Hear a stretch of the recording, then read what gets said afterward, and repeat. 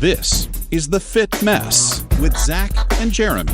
Hi there, this is The Fit Mess. My name is Jeremy. His name is Zach. What's up, everyone? The focus of our conversation this week is going to be yoga. It's a tool that has been essential to both my personal fitness and Zach's fitness, and we'll get into all that in just a bit. We will also be joined in just a few minutes by Michael Suzerris. He's the owner of OmCulture Seattle, a yoga studio based here in Seattle for the last couple of decades. And we'll talk about all the benefits that yoga can provide for you mentally and physically, and Michael's unique take on yoga that I think kind of goes against what a lot of people would see as a normal, traditional yoga practice. So very interesting conversation, and I can't wait for you to hear his story of how yoga came into his life. It's a powerful story about survival, a near-death experience. Really, just a really fascinating conversation. But let's start, Zach, with yoga itself and sort of, I mean, you're a yoga instructor. You've gone through the training. You're a Jedi in the yoga world. I think you're going a little bit over the top there. Is that too much? Did I go too far? A little too far. I have a certification. A Padawan. Yeah, we'll go there. Padawan without a lightsaber. Yeah. I have a certification to instruct yoga. I went through the 200-hour teacher training, which my only goal in it was to just deepen my yoga practice and understand it a little bit more. For anyone who knows me, when I get interested in anything, I tend to go 100 miles an hour. I have to learn everything about it. And I got into yoga and I had to learn everything about it. And I wanted to know everything. And of course, the teacher training, you put some money on the line too. So sure. Kind of accountability, little accountability there. Yeah, no, I did that. When did I do that? 2 years ago? I think I had just finished it when we started this show. Yeah, that sounds right. Yep. Yeah. And I've taught one class. That's it. And I took that class. You did. And you even slipped in a Star Wars reference there too, because you're that big of a nerd. I did. And like I said, you're the only one who caught it. So the interesting thing to me about yoga is, or I guess my experience with it is, I came to it as we'll talk about in just a few minutes with our guest, but and same with Zach. We both came to it through injury. There was some ailment that we thought it would cure. Mine was a bike crash that I was involved in a few years ago, and part of the recovery, I just thought, yoga is a simple, sort of slow, methodical way to move my body and not worry about lifting weights or doing something that's going to aggravate. I'd broken a collarbone, so I didn't want to aggravate that injury. And so yoga seemed like a really natural way to start moving my body, even though prior to that, exercise was not something that I gave two shits about. I didn't do it. I ate poorly. I was way, way far overweight from what I am now.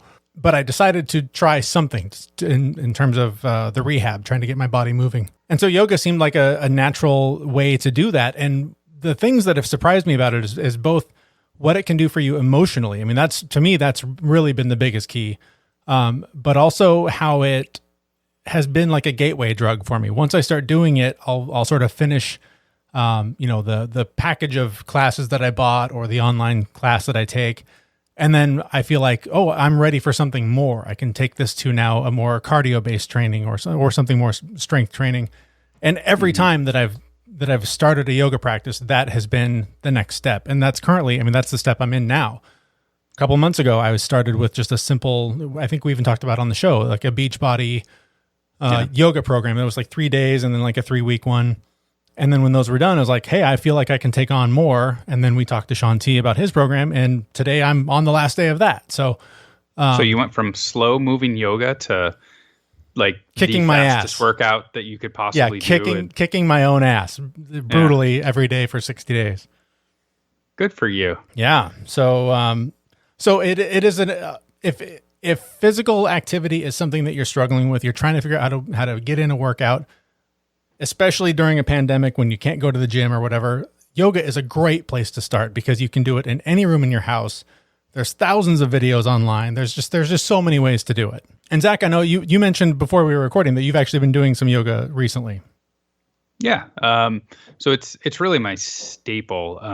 So through the process of moving from Seattle to New York, I actually lost it for a little bit. I was in New York by myself and I didn't, I'd gone to a couple of yoga studios, but I couldn't really find like my people, right? It was none of them clicked. And, fortunately I have since found my people, I think, but, none of the yoga studios around here have really clicked. I've got one more I have to try, but unfortunately they shut down in March. They'll open up again, but I've been doing some of their online videos. So we'll see how that goes. But yeah, no, I have, very specific yoga for me is meditation, right? Mm-hmm. I sit down to try to meditate. Like if I just sit down and try and breathe and not move, I can't do it. Like it just drives me insane. I actually went to a float tank this week as well. Oh, did you? Try that. Yeah, I really just wanted the powerful Epsom salt bath. Yeah. But the hour in there was, for me anyway, it was just incredibly horrible for the first 50 minutes. Yeah. I was literally bouncing off the walls, and I'm not kidding. Like I was hitting one wall and then seeing how long it would take me to get to the other side and then bounce to the other side. It was just, you were trying to find any way to occupy your brain. Exactly. But then I go into a yoga practice and it's just, I have to do this move. Okay, I do this move. I breathe in here, I breathe out here. Mm-hmm. Breathe in here, breathe out here. And at the end of it, it allows me to focus on doing something and get that meditative strengthening throughout the process and keep me just busy enough to keep my anxiety at bay. It's the only way I can do it. So one of the things I realized when I was going through the process and teaching yoga during the training, and I'm sure if you're an experienced instructor, you can get some benefit out of doing yoga with people while you're instructing them. But once I started teaching yoga, it all changed, right? It was all about, all right, I need to make sure that all of the flows are appropriate here, and that I'm keeping an eye on all the people and that they're doing it right, and that I'm walking them through it right. It became a whole different animal and something that I really personally just wasn't interested in doing because I wasn't getting any benefit out of it from the yoga side. My anxiety was creeping up again because you're in front of people talking. Two, like, using your body as a model, right? You're showing them the moves, which is totally in left field for me. So going down the route of, I had thought a few times that I would start teaching a few classes here and there, but then I realized that, I really just wanted to learn more about it, and the teaching aspect of it wouldn't be beneficial for me. Mm-hmm. And, honestly, I don't know if I would have taught a good class or not. So it might not have been beneficial for anyone else, but, teaching is not my thing. It's just, I wanted to know more about it, and they don't have any other way to put money on the line to actually learn more about yoga. Right. That's one of the things that I know about myself as well. And then I've really learned recently is that so much of physical fitness for me is more about calming my mind than strengthening my body, because I know that when I don't work out, anxiety is ramped up, depression is ramped up. Like all the mental demons that I wrestle with all day long, they're quieted when my body's tired. And so even like my wife and I have tried to work out together a few times, and it doesn't work for me because I'm focused on, is she okay? Her form looks a little off or what. Like I get out of my own head when the whole point for me is to get deeper in. Yeah. And even the program I mentioned, I did the Shaun T program. I don't get the same spiritual release. I definitely calm the anxiety. That is a huge part of it. But I'd tell you 90% of the time, if I do yoga for, any extended period of time, it ends in tears at some point because there is just this emotional release that happens. And so it's extremely powerful in that way. And I think it is. And we'll talk to our guest about this in just a minute. It's about the connection with breath and what that does for your body. And there's so much that, even listening to this interview again, I realize how much I want to learn about breath and how to use it more effectively in my sort of mental health and wellness practice. So that's definitely on my list for something that we'll talk about on the show in the future. One interesting thing about the breath with yoga, if you go back and look at, the whole reason for yoga is to prepare your body to sit and breathe. Mm-hmm. Right? That's actually the whole point. The original point of it is to get your body to a state where you can sit still and breathe. Right. That's it. Like it's pretty damn simple. But what it opens up is far from simple. Yeah, exactly. So with all of that in mind, our guest this week is Michael Suzerris. As I mentioned, he's the owner of OmCulture here in Seattle. And he has a fascinating story about how he came to yoga, how it came into his life. And we'll talk to him about that and the many benefits that it can provide for you from someone who actually knows what he's talking about. So again, our conversation begins with sort of what brought Michael Suzerris to yoga. For me, I got into yoga kind of sideways. I didn't come looking for it specifically. I'd been fairly physically active as a younger person. And one of the things I liked doing was diving, like springboard diving. And at age 23, I found myself diving off of a bridge and landing in shallow water on my head. And like really had a near-death experience. And it was really traumatic for lots of reasons, and I won't go into the details. I didn't really get medical attention. I was not part of the, let's just say my father's in the military, so I went through the military medical system, which at least at that time was not very good. And I was never x-rayed, never really touched. Nobody, I was asked a few questions and that was about it. And so I was kind of just left to deal with that on my own. And so it was pretty clear to me that the injury was bad enough that if I did nothing, that it would just, that I would not get better. So I just decided at that time I needed to really do everything I could to kind of undo the damage of the injury. I didn't have a lot of information to go on, no X-rays or anything like that. Many years later, like lots of years later, maybe 20 or more years later, I did get an X-ray from a chiropractor that I went to. And he was kind of befuddled and said, like, what did you do to your neck? Because I had a fracture in one of my vertebrae, and a couple of the little protrusions of the vertebrae had actually broken off. So I had little bits of bone that were floating around and such. So, I'm just imagining that, slight change of angle in my neck, I probably just wouldn't even be here. So that was kind of where I was at age 23. And in that near-death experience, I had, the whole story that you always hear about the light and the voices and your light flashing before your eyes, and that all happened. And then it was actually quite comfortable. I felt myself floating down the river, and all pain just went away.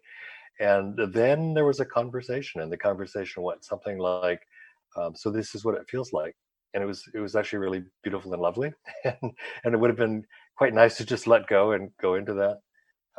But at that time, I had just sort of started my life and had lots of things going on, and realized like I didn't want to walk out at this stage of the game. So I was given a choice that I could come back and just. But the deal was that if I came back, I couldn't come back whole. I had to come back and deal with the situation that had just happened. So that was kind of the start of it. So coming back into that, I was able to get out of the water on my own power and was in bed for several days, really not able to move much and just all kinds of things going on. But through that process, I started to just work on myself. And I did, I kind of followed my instinct. I did whatever felt good. I had been a gymnast prior to that. So I knew about stretching and all that. I didn't really have any ideas about yoga per se. And the reason for all this long story is that, I didn't one day walk into a yoga class and just go like, oh, I'll try this.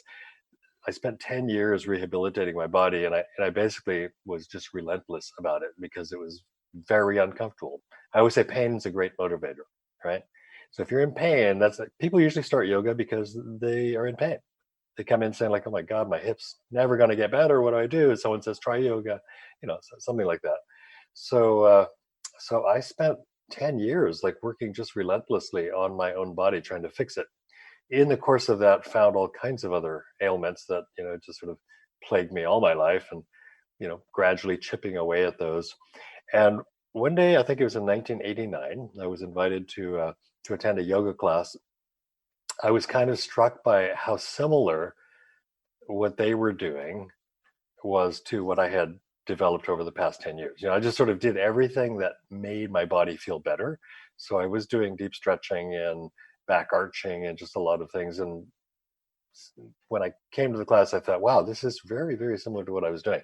And so in some ways, I think in those 10 years, I felt like I'd gotten so much better that, coming and taking a yoga class would be a fairly easy thing to do. I sort of feeling like, oh, I think I've pulled myself together and I can do this.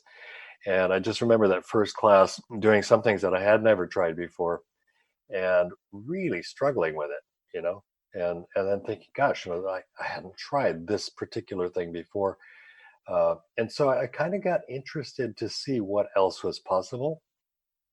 And I think probably a lot of folks have this experience. You start doing something and you think you have an understanding of it in the beginning, and over time that understanding starts to change.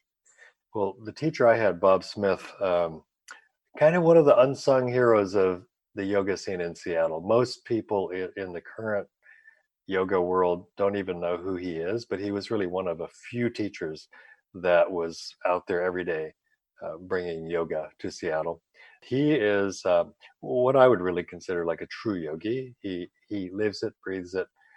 So his life is about meditation and awareness and deep spiritual practice. So that's his thing. So I practiced with Bob for, I'm going to say, probably about 10 years straight. I usually did a couple of classes a week, maybe 2 to 3. I never had the time to be a daily practitioner. And in the course of that practice too, I think I came to the realization that I didn't want to be a daily practitioner. I think right now there are a lot of folks who think like, oh, yoga, you get up at 6 a.m. and you meditate first and you only drink tea and then you do your 90-minute practice. And if you do it every day, you'll be a good yogi. Even today, I don't actually believe that. I have a whole different way of practicing. I think a lot of the folks in the current yoga world and the current understanding of, at least Western understanding of what yoga is, I'm way out on the fringe someplace. I think a lot of folks would look at what I do and say, "Oh, that's not even yoga." Well, it's my yoga. Again, because I came at it from being very severely injured. That has always been my focus, and a lot of the people that I've connected with over the years in the practice of yoga, either in my classes or one-on-one, have been through them trying to get through some kind of difficult issue with their body and mind. Yoga is great. But often if you have some kind of an injury, the standard vinyasa flow practice of yoga is not necessarily even good for you. You can actually be hurting yourself doing that, thinking that's what you need to get better, when really what you need to do is like focus on the very specific issue that is that's causing you a problem now. And in dealing with that, you can get back to when your body is in balance doing those other things. That's interesting. I think, Zach, you and I both sort of came to yoga because of pain, right? I think that was your story too. Yeah. So I started yoga due to, I started having symptoms of intense tingling and numbness in my hands and my feet, which is one of the early warning signs of MS. So I went to a neurologist. I went to many doctors. No one could explain anything. Everything checked out clean. And my wife suggested, maybe you just need to go stretch a little and it could just be nerves firing in some way. So that's actually how I went to my first yoga class, and extremely intimidated, but at the same time, I was in good shape. So I was ready for it. And that first class really kicked my butt. But it turned out to be a very, very rare side effect to a medication that my doctor had me on, the tingling. So there wasn't really anything physically wrong with me, but I look back and I'm so thankful that medication had that impact on me, because I wouldn't have tried yoga if I hadn't had that.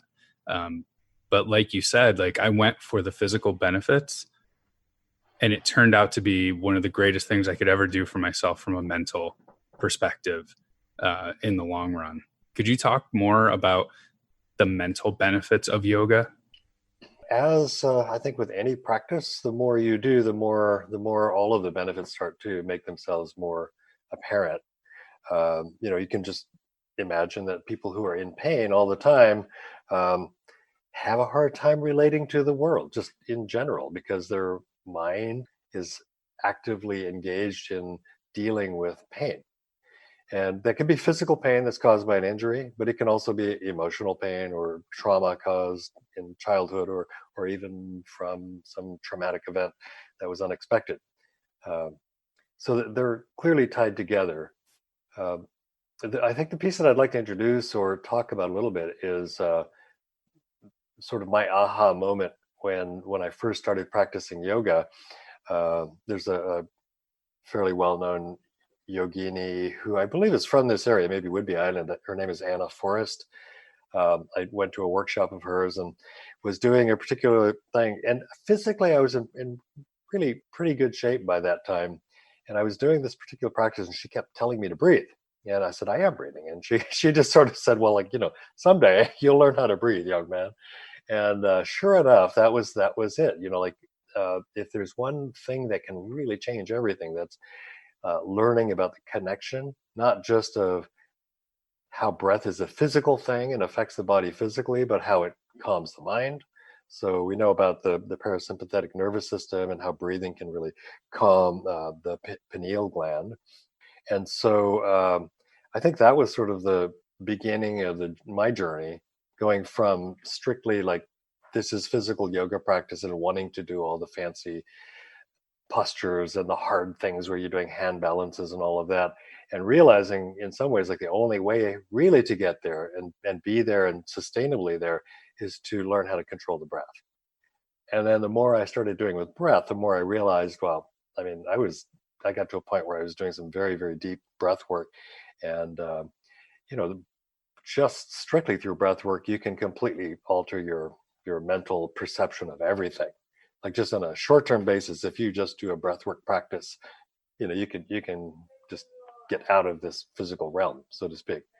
But in the longer term, once we start to really get this understanding of how body, breath, and mind all fit together, then the breathing practice actually, for me, has actually superseded the physical practice. It's funny. My experience is very similar where, like I also had an injury, and one of the ways I wanted to sort of try and recover from it was through yoga, because it seemed like a simple, not overly exerting myself way to sort of heal physically. But it was the same thing where I found that emotionally, every time I got on the mat, I would just weep. It just opened up something deeper that all of the poses, like I don't know the names, I don't know, but I love going to a class and being guided through it, because then I can just focus on the breath, and that does just open things up in a way that I don't know how to explain it in a way that would convince somebody that moving your body and breathing a certain way unlocks ancient demons and gets them out of your body. Yeah. Interesting that you say it unlocks ancient demons.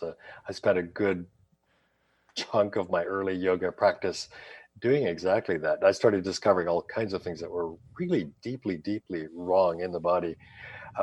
It also changed my perception of the notion of reincarnation. Like I found things that just sort of, I realized like, well, that didn't happen, not in this life. I don't remember anything that caused that injury. And when I did my very, very deep meditative practices, I'd have really clear memories of things that didn't happen in this life. Where do we go with this? I mean, we're talking about breath. So as a doorway to perception. So maybe that's a way to put it. Sure. And part of it is sort of the breath as fuel for the physical body. Breath as a portal to other avenues or other areas of being in the mind. And even to some extent, like the breath as a pathway to spiritual practice. Because when you start to start delving into the realms of like, well, what is reincarnation? What are we really doing here? That's the spiritual practice, isn't it? It is. And beyond that, for me, through some deep breath work and some deep meditation, it's even brought into question for me what reality is. What we perceive, there is something else. I've seen it. I've felt it. I can't tell you what it is. I can't explain it in a way that's tangible. But through these simple practices, I've seen that door open, and I've seen other things that I can't explain. And it's so interesting how this is a path to sort of finding that. All right.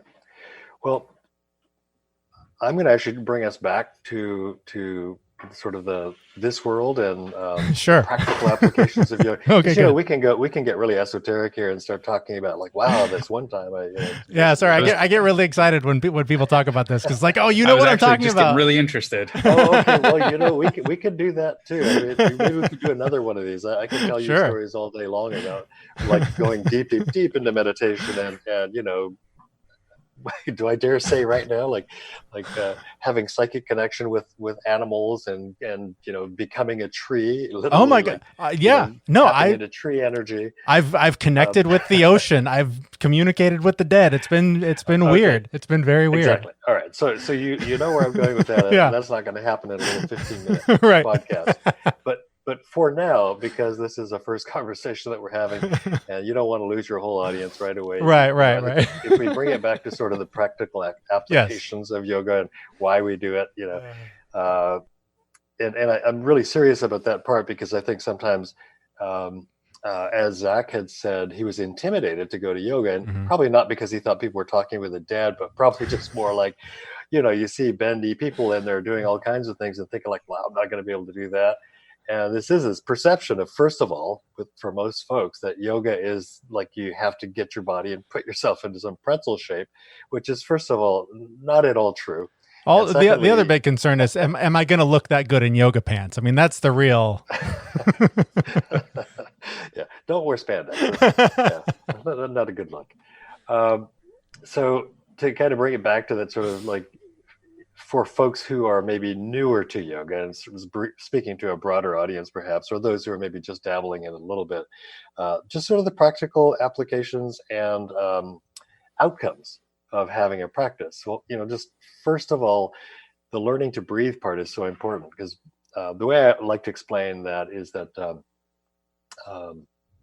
in any kind of physical activity, and I see this often with the guys who are exercising or lifting weights and doing all of that, how they hold their breath and like do pull-ups, like holding the breath. And my immediate thought is like, well, breath is like fuel. Okay. So breath is like, I compare it to a little fire in the fire pit. And you think if you want a big fire, you just like keep throwing wood on it, but that's not at all what you do. You put a little tiny bit of wood in it. Wood is like food to our bodies, right? But our body doesn't burn the food, it burns oxygen. So same with the fire. The fuel is there, the wood's there, but in order to make it burn, you have to put a lot of oxygen on it. So you fan it. And when you fan it, you get a hot fire going with just a little tiny bit of wood. Kind of the same thing happens with your body. If you think that eating more food is going to give you energy, what it does is it really smothers the fire. But when you take the nutrition in that you need for your body to do the chemistry, but you add the fuel, which is oxygen, then your body has everything that it needs. Now, I don't know if I'd go as far as to believe the folks who say they do nothing but breath. I do have heard of people who can survive a good long time just on breath. I don't know that they don't eat food at all, but it's, if you really think about it, like that is primarily what we use for fuel. So I think that was one of the main takeaways when I first started doing yoga, was that when I learned the deeper breathing practices, I found that even things that seem very difficult, I do a lot of non-yoga kinds of exercises. I do a lot of hanging from bars and pulling and things like that. I found that I could go for as long as I can breathe deeply. So whatever exercise I'm doing, as long as I'm breathing deeply and consciously, I can pretty much keep going. But as soon as I stop breathing or the breathing gets irregular, then the muscles fail. That's funny. Just today, I mean, I wasn't doing yoga. I was doing more of a cardio workout, but just mentally, the state of the world right now, it's, not firing on all cylinders. I'm really struggling with just everything that everyone's dealing with. And I felt it in this workout, and I was not connected with myself. I was just trying to go through the motions, and it just beat me down, and it just emotionally, it was defeating to feel like I didn't give it my all. And it was, I know now, hearing you say that I wasn't breathing enough and correctly. And that's where I was losing a lot of the strength I needed to get through it.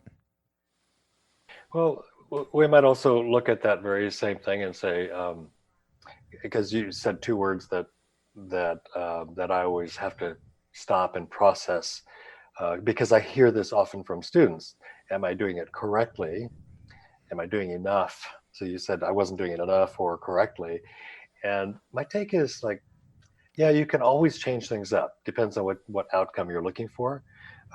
Sometimes the shortness of breath is just a symptom, and maybe that's what you actually have to look at. Maybe you don't need to get to that next step.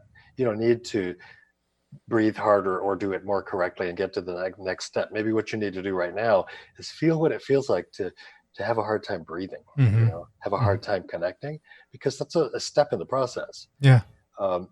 In the practice, the physical current practice of yoga in the US anyway, I think that one of the biggest challenges I have with it is that it is very sort of directive. Like, you do your class and it's going to start here, it's going to end here, you're going to do all of these things, you're going to try to break a sweat, you're going to try to get to where you're relaxed. It's like everything about it is prescriptive. We already know what the outcome, we think we know what the outcome is.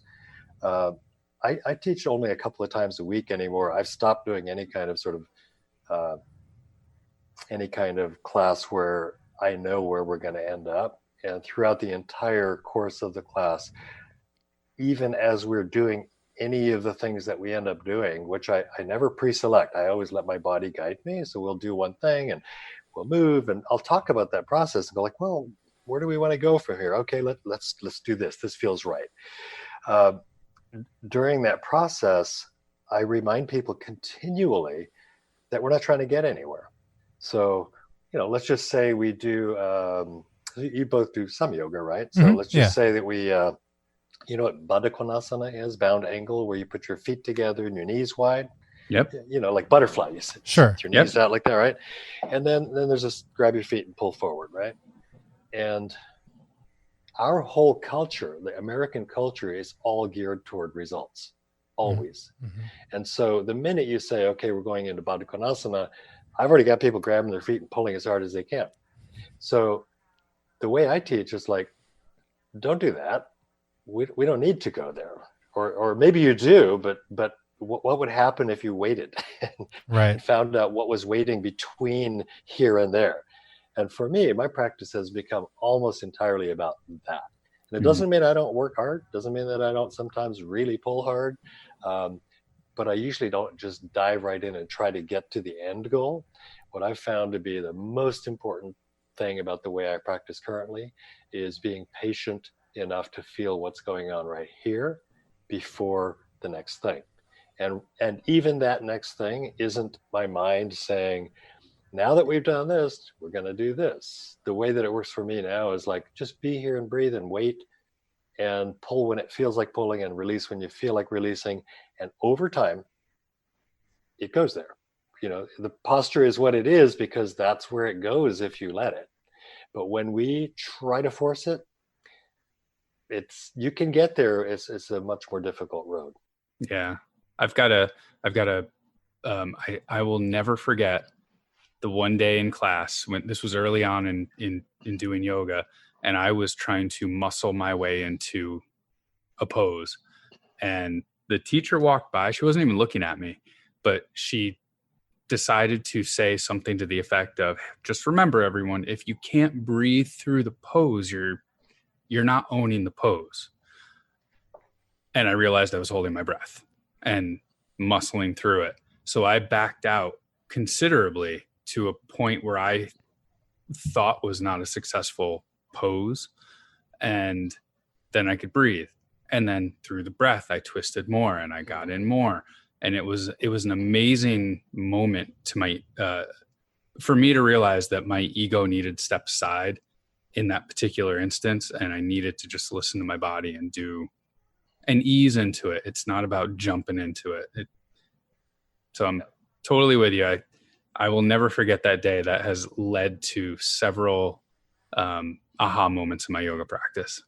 And if I can actually sing your praises, Michael, I've taken several of your now remote yoga classes with my family, and I noticed that sort of what you're talking about, where it doesn't matter where we're going. I do hear you talking through the process, and I love that. Even I think you taught me a different way to get into downward dog, one of the most basic moves that most people know.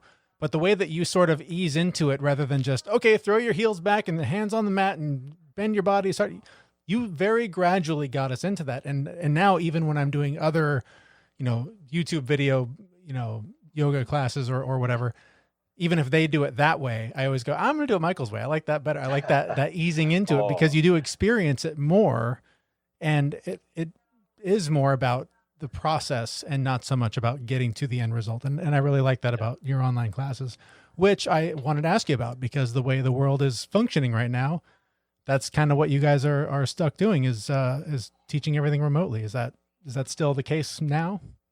That is the case. And even though right now I think we're being encouraged to start doing small group practices, 5 people or fewer, wearing masks and gloves and all of the rest of it, honestly, I'm not really seeing a bright future for brick and mortar yoga at this time. Not to say it won't ever come back, but I don't know about that. I'm just even trying to imagine practicing with a mask on, because you have to be able to breathe, right? So right now we have switched everything to online classes, and that has actually gone fairly well. I think in a lot of ways it's interesting because it's almost more intimate than in an actual room setting. In a physical room, you have people who are up close. I always really appreciate the connection I have with people right in front of me. And then there are people in the back who are there intentionally. They like that back corner, partially because we don't have a whole lot of eye contact. They're kind of doing their own thing. And then in this online world, it's really interesting. The people who the front row people have their cameras on because they want to see what's going on. They want to interact. Right. And the back row people turn their cameras off. And once again, I can't really tell what they're doing.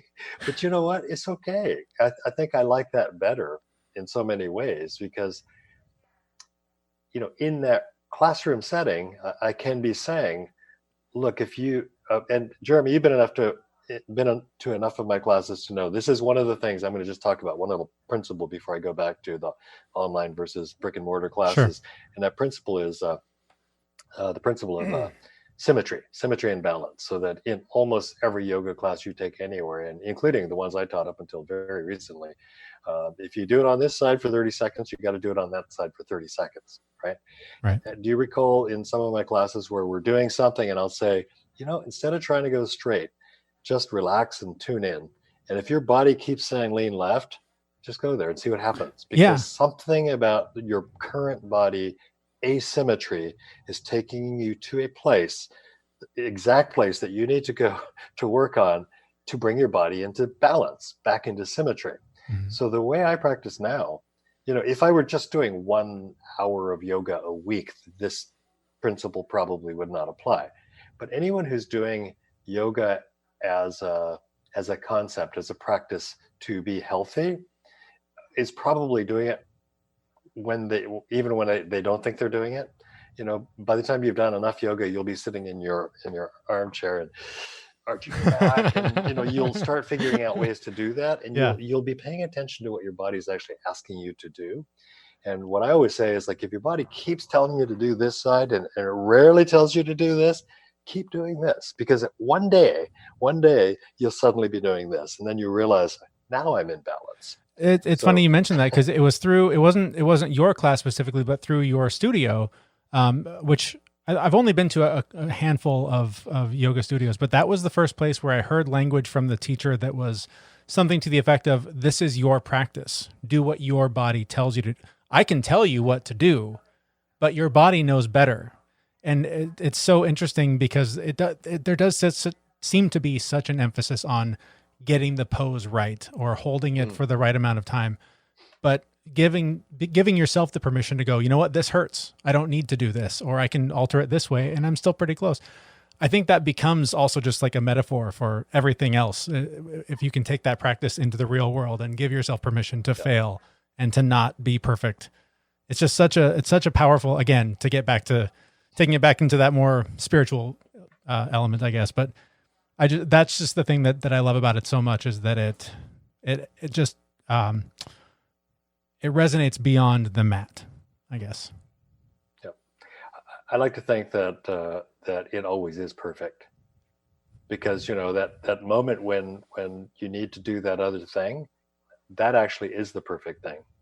And I think when we really give ourselves permission to understand and deeply believe that that is the case, because that little voice in the back of your mind is saying like, oh, somebody's going to get upset with me about this.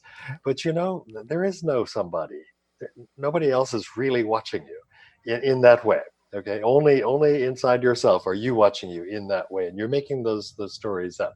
So I'm glad to hear that you said that others of our teachers will say that it's your practice. I haven't tried to get all my teachers together and get them on board with a very particular way of practice. Right. I'm sure that I chose teachers based on maybe having some sense of teaching in that fashion. Like I said earlier, like yoga has changed my life, and I meet many people who are, I tell them yoga, they're guys, they're like, yoga, yikes. So kind of a, specifically for guys, like people who have never stepped into a yoga studio, what would you say to somebody who's kind of interested, but again, they've never stepped into a yoga studio, they're super intimidated by it. What would you say to that person to make them feel good enough to actually come in and try a class? Okay, Zach, I think it's going to really depend on that person and what their condition is, physical, mental, everything else. Mm-hmm. And I'm not trying to evade the question, but so maybe I could give some generic answers to that. I guess first of all is like choose. I was going to say choose wisely, but you don't even have to do that. Like try a lot of different things and see what resonates is maybe a better way to put that. Mm-hmm. Choosing wisely puts too much pressure on you to like get it right the first time, right? Mm-hmm. But I want to just for a second address this issue about like men going to yoga. Mm-hmm. So by and large, at least at my studio, it has been largely female oriented. The students who come are women. Most of the teachers are women. Most studio owners are women. Just in this country, it has been largely female practice. And I think part of the reason why it's been difficult for men to step in is, at least in our culture, we do have this thing of ego and competition in particular. Like, oh, I can't do that. I'm not going to go in there because I can't do that.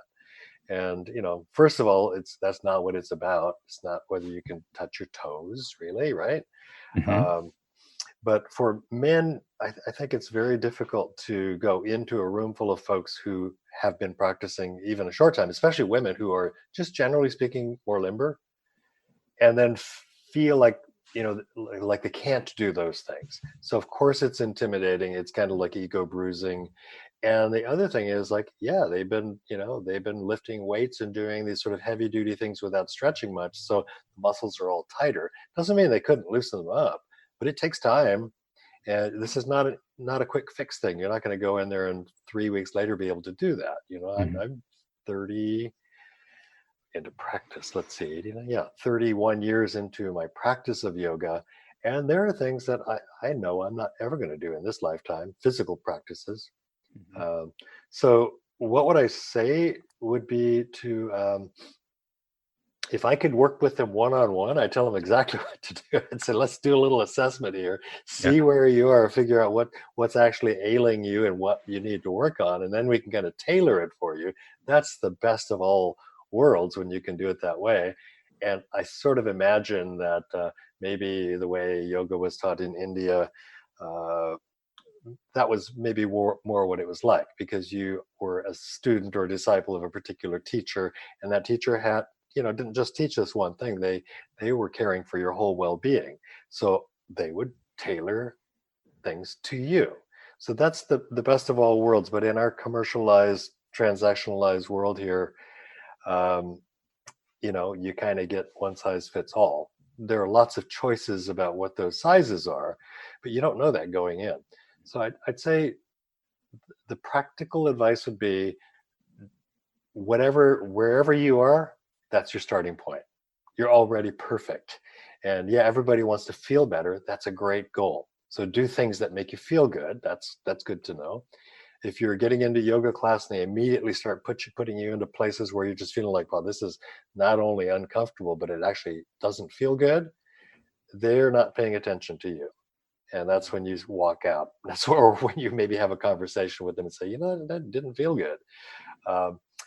Pay attention to the response. I'm going to give a little thing here that's going to go bifurcation is what that's called.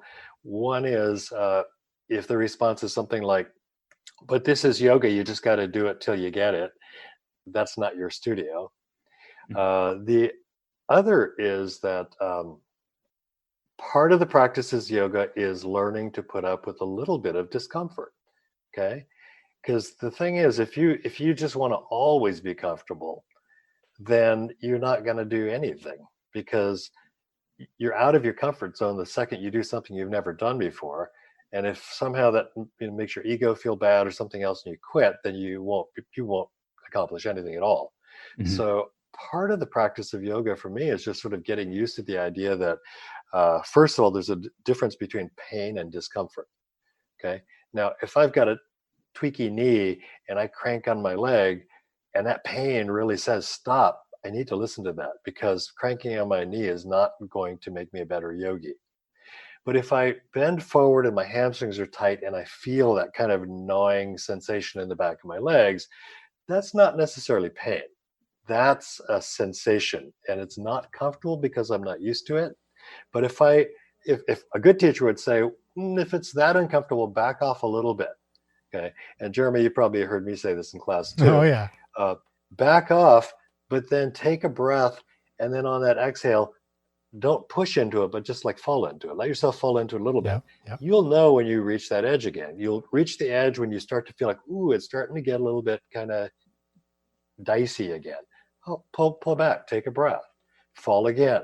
You fall into it, and without ever crossing that line of like beyond past discomfort into pain, without ever crossing that line, what you'll find is that if you just keep that open mind, that you don't actually have to get anywhere today, but you just breathe and wait and move, it happens. It just like, I always say, if you practice every day, a millimeter a day will get you about a third of a yard, a third of a meter, right? Like a millimeter is that big, right? Yeah. But if you stretched only that much more each day, but you did it every day, you got to go whatever part of your body you're stretching, you'll get a lot out of it. Our thanks to Michael Suzerris, owner of OmCulture Seattle. They are actually in the middle of sort of a transition from having a physical location in Seattle. They're moving pretty much primarily online, from what I understand, as coronavirus has dictated. So many physical establishments like that have had to close down, and they're, a relatively small business. So their strategy at this point is moving online. And as Michael mentioned in the interview, and I've found too, I do like doing these kinds of classes online, because it does, while you do sort of miss out on that experience of being in a room and a shared experience with people, being comfortable in your own house does make it, I think, a little bit more approachable. Yeah, it definitely takes away any intimidation that you might have of walking into a studio, finding a place. I mean, like my anxiety brain, my monkey brain, right? It's like I show up early for a yoga class so I can make sure to get a spot that nobody's around me. Mm-hmm. And it's going to fill in anyway, but I want my initial spot to want that control. Yeah. My choice. I want the person who sits next to me to choose to sit next to me, as opposed to me choosing to sit next to another person. You can pick two walls so that there's only one person or whatever it is. Yeah, exactly. So, yeah, I agree with you. Like the online stuff is actually, really good if you want to try it. Yeah, and there's like a million videos out there, and there's online services too where they're getting really good at. I mean, you can't be perfect at it, but they're getting really good at hosting these classes online. For sure.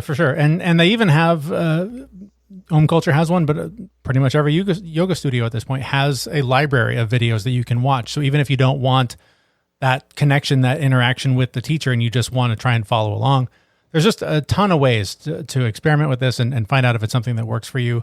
We're going to put a link to one of their videos on the post for this show on our website, thefitmess.com, if that's where you want us to start.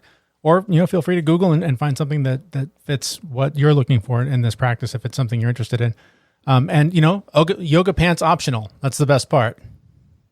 Exactly. You can do this in whatever you need. I wouldn't suggest jeans. I've seen people do yoga in jeans. Yeah, I don't get that. Highly uncomfortable. I don't get that at all.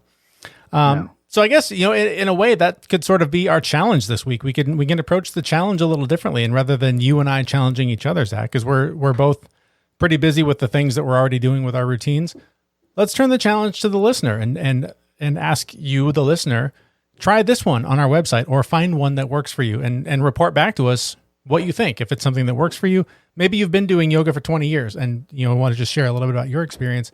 I'd love to hear, what the listeners are doing to incorporate this into their routines. And they can reach out to us through our email, info@thefitmess.com, or through any of our social media channels. All of those also on our website, thefitmess.com.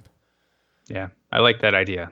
Let's throw this around to the listeners and challenge them to do a little bit of yoga, especially if you've never done it before. Because the thing about it that's so great is that, especially if you're just doing a video, is you can suck really bad at it, and it's okay. Yeah, no one can see you. Do it a couple times, and you'll find that you get a little bit better every time. And it's a great gateway to better physical and mental fitness. Yeah, and even if you do choose to do a live one, while it's nice to have the interaction with the instructor, I've found that any live one that I go to, half of the cameras are turned off. Yeah, and people are true. just watching and doing it, and nobody can see you. So I mean, even if you want to do a live one and not a recorded one, just don't turn your camera on. No one can see you. Yep, totally. I would recommend muting too, because if you've never done yoga before, there might be a couple of grunts in there. and other noises. Yes, I've dropped a couple of 4-letter words to show my appreciation to how inflexible I am in the hips sometimes. All right. Well, with that, I think we're going to wrap things up for this edition of The Fit Mess. Thanks a lot for listening and subscribing on whatever device you use to find this show. We'll try and be back in a couple of weeks. I know we say a couple of weeks every time, and sometimes it takes 3, but here we are. We'll do our best to be back in a couple of weeks at thefitmess.com. See you, everyone. We know this podcast is amazing and does not seem to lack anything, but we do need a legal disclaimer. Jeremy and Zach are not doctors. They do not play them on the internet, and even if they did play them on the internet, they would be really bad at it. Please consult your physician prior to implementing any changes that you heard on this podcast. The listener assumes that Jeremy and Zach do not know what they are talking about and that you will do your own research on the topics talked about on this podcast.